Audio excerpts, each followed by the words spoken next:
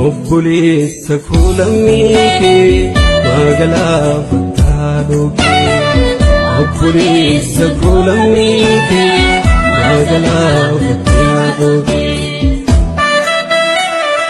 obboleessa koo lammii kee magaalaa fattaadhooke obboleessa koo lammii kee magaalaa fattaadhooke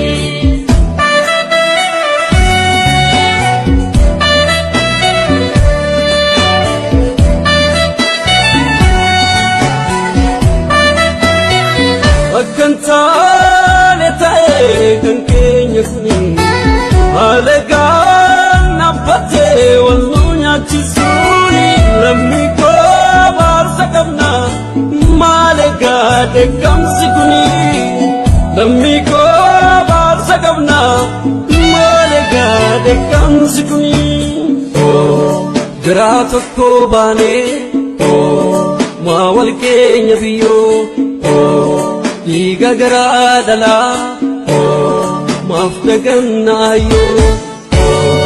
ya obboleessa koo isitum sadina haadhoo haadha tokko barnu fooni diga diiniyoo mudina jedhi lammii koo Birmatku Jikun ke baay'ate Madaafayyi fattu Kusaa jifannaa Chunkusuu difee Walirratti doonaa Lajjeesuu difee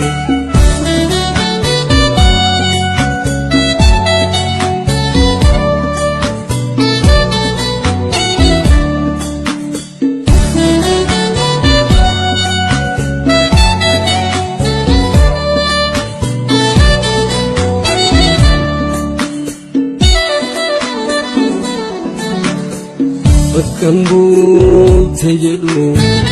nagaan koo yaachisee moobuluu kootilaa kan nagaa fakkiisee moobuluu kootilaa kan nagaa fakkiisee ulee nagaa miti nagaa maaltu jira eegal lammii dhagaa jimaa jira.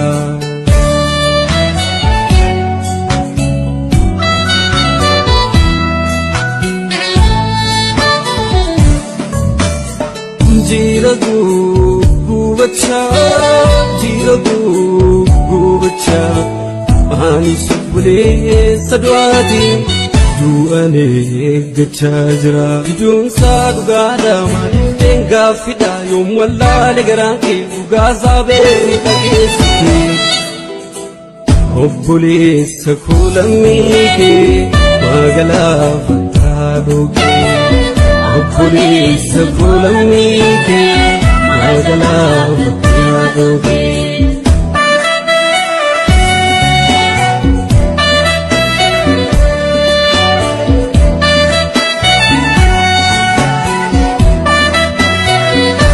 Kantale tae kan kenya kuni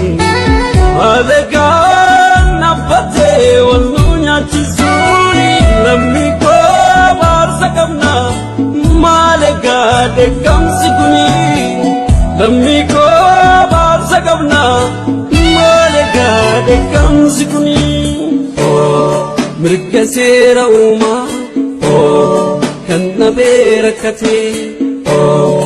Addunyaa raanumaa kan jiru hanqatee loli dhugaa qabda ammallee jabaadha eenyu teenyu gadi jedhiitii dhaadadhu tunkusaa jifannaa tunkusuu difee walirratti doonaa lajjeesuu difee loli dhugaa qabda ammallee jabaadhu eenyu teenyu gadi itti dhaadadhu Fiituu saajifannaa